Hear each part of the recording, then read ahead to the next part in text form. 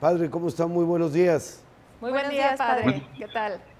Buenos días al gran equipo de Quiero Noticias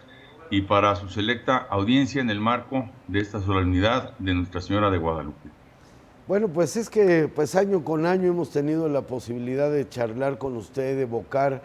pues todo lo que es esta historia única que se ha generado a nivel universal en torno a que una aparición de la Virgen pues deja una huella latente y propiamente viva, porque hasta el día de hoy pues todo el material que finalmente se incrustó en ese ícono, padre, pues usted lo conoce muy bien, pues es algo que simple y llanamente ni con los años se ha logrado que se haya se haya maltratado o que se haya venido a menos esta imagen. Muchas gracias por la oportunidad de hablar ante ustedes y quiero dividir mi participación en dos momentos: el culto guadalupano en el Tepeyac y el culto guadalupano en el santuario de ese título, pero en la capital de Jalisco a partir de 1783.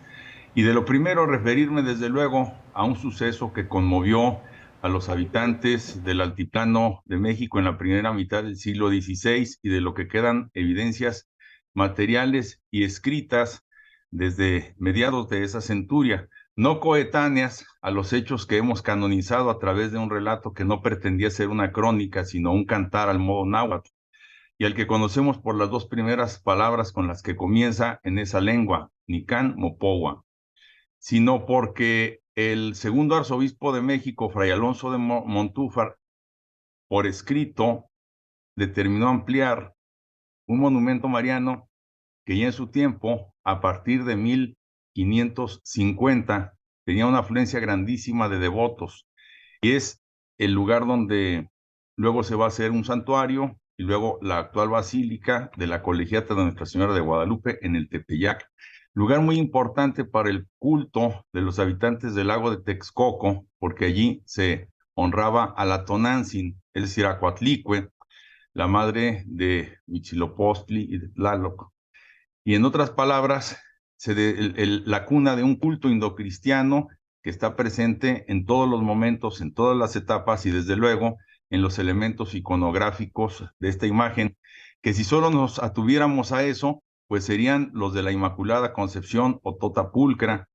pero que están adicionados por ingredientes que en sus colores y en el glifo del Nahui Olin tienen mucho que ver para la cultura amerindia, indocristiana, y específicamente la del lago de Texcoco. Y el otro bloque, don Miguel Ángel y compañeras, es el que tiene que ver con el santuario guadalupano tapatío, porque se construyó entre 1777 y 1783 gracias a la generosidad de la persona que más ha hecho por lo que hoy es el estado de Jalisco, su 22º obispo, Fray Antonio Alcalde, que entre 1771 y 1792 gobernó esta iglesia particular e invirtió 3,000 millones de pesos de los de nuestros días, de su cuarta episcopal,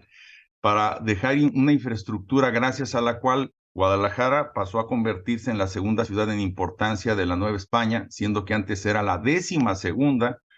y nos dejó un modelo de humanismo y de humanitarismo que en el Santuario de Guadalupe sirvió de corazón a un barrio donde, gracias a Fray Antonio Alcalde,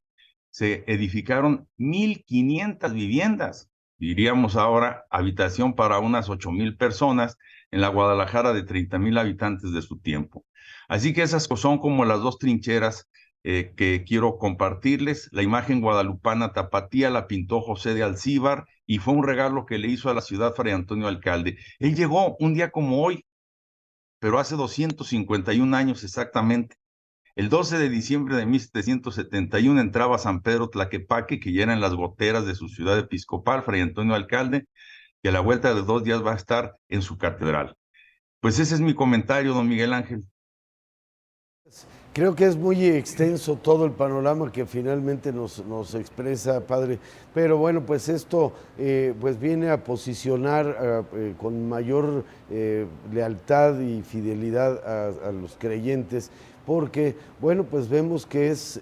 pues todo un acontecimiento, pues digamos, de milagro, el hecho de que se haya generado esa imagen sobre una tela, pues verdaderamente muy burda, por decirlo así, y que, bueno, pues a final de cuentas es una pieza que quedó ahí, pues ya para siempre.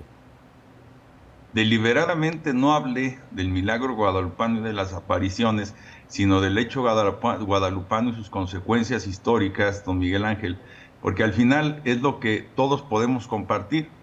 Que uno crea o no en las apariciones, no aumenta o disminuye el hecho guadalupano en cuanto a fenómeno cultural, y ciertamente el producto indocristiano que más le ha dado la vuelta al mundo, que sigue en ascenso y que causa admiración a propios y a extraños, y que nos deja claro un mensaje de fraternidad, de armonía, de diálogo, de reconciliación, y que bueno, hoy sin duda es el día en el que la mexicanidad, desde su esencia, celebra la fraternidad de tener dentro de muchos horizontes culturales una meta particular, la de formar parte de una familia tan extensa, la del linaje humano. Y este par de aspectos que bien nos comentaba, yo le quisiera preguntar y que además nos diera su apreciación, porque esta enigmática imagen de la Virgen de Guadalupe le ha dado la vuelta al mundo. Científicos, fotógrafos, toda clase de profesionales, de expertos han tratado de encontrar la respuesta al misterio que encierra la imagen de la Virgen de Guadalupe. Pero otra cosa que no podemos pasar por alto es que la fe por esta imagen ha traspasado fronteras de una forma extraordinaria que pocas veces se ve en el mundo. Es que la imagen de Nuestra Señora de Guadalupe, en sus ingredientes antropológicos e iconográficos, que es como decir, los que la representan como una mujer vestida del sol, con la luna bajo sus pies y sobre su cabeza una corona con 12 estrellas, se identifica con la mujer que describe el capítulo 12 del libro del Apocalipsis, del que se inspiran los representantes de la iconografía europea a partir del siglo XIII para recrear una representación mariana que se distingue totalmente de las representaciones que hasta entonces se habían hecho de la Madre de Jesús, donde ella aparecía siempre portando a su hijo, o a su hijo pequeño, o a su hijo muerto. La tota pulcra, digo, se convierte a partir del siglo XII en Europa en el primer empeño en mostrar de forma individual a María de Nazaret, y se toman esos elementos del capítulo 12 del Apocalipsis y son los que vemos en Nuestra Señora de Guadalupe, pero también con elementos indocristianos que van desde la tonalidad que el soporte de los pigmentos de esta imagen da, puesto que son el natural del lienzo, hasta los que están sobre la bordadura de la túnica y el manto tachonado de 46 estrellas, y sobre los pliegues sin seguirlos, los arabescos, y al centro y a la altura del vientre, el Nahui Olin, que en las culturas del altiplano de México, las del lago de Texcoco, significa plenitud y totalidad, y la cinta que ciñe su cintura, que alude a la mujer que está a punto de dar a luz a la humanidad nueva. Los atributos de la Inmaculada Concepción y los atributos de la mujer del Apocalipsis no se habían empleado antes, y aquí originan este culto indocristiano que tendrá efectos tan relevantes para la cultura mexicana, que se configura y que se hace pública en el siglo XVII. Padre, es una gran tradición para las familias católicas en este día visitar pues, a la Virgen de Guadalupe. ¿Cómo se encuentra ahorita la fe católica y sobre todo después de una pandemia que tuvo estos puntos bastante altos de contagio? Está presente la Virgen de Guadalupe en las oraciones de los fieles, pero también lo estuvo muy intenso durante esta pandemia. ¿Cómo se encuentra ahorita la fe católica? Ese pulso lo vamos a seguir tomando porque los efectos de la pandemia no se han ido del todo, y las consecuencias que en este momento estamos viviendo los católicos, al igual que las demás confesiones, o incluso al igual que el alejarse de una fe institucional, nos colocan ante una coyuntura que es la siguiente: ya no vamos a ser creyentes porque así nos lo inculcaron nuestros padres, sino porque eso elegimos ser y porque tiene un sentido respecto al horizonte o meta común que como habitantes de una familia extensa tenemos. Quizá, insisto, este es el ingrediente que hace de Guadalupe, desde el culto mariano y desde el Tepeyac, el corazón de la fraternidad del continente americano, y que eso se haya resaltado con el título de Emperatriz de América, más allá de que uno sea católico o no católico, cristiano o no cristiano, creyente o no creyente, tiene una relevancia, una trascendencia, es muy grande. Y bueno, pues miren, el indocristianismo sigue allí. Y quiero recordar, porque estamos en aniversarios importantes para eso, que al tiempo que nace México emancipado de España, el hecho guadalupano está desde el principio hasta el final. Y en el caso particular de Guadalajara, también el culto a la Virgen María bajo el título de Nuestra Señora de Zapopan. No es el lugar, pero sí puedo enunciarlo, que la independencia de México comenzó en Guadalajara el 13 de junio de 1821 y que con el arribo de la imagen de la Virgen de Zapopan a esta capital y el de las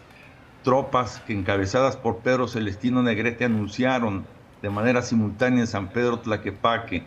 que se adhería a la Diputación Provincial de Guadalajara al Plan de Iguala, nace el Imperio Mexicano, y el 16 de junio de 1823 nace el Estado Libre y Soberano de Jalisco como la primera entidad federativa de la República Mexicana,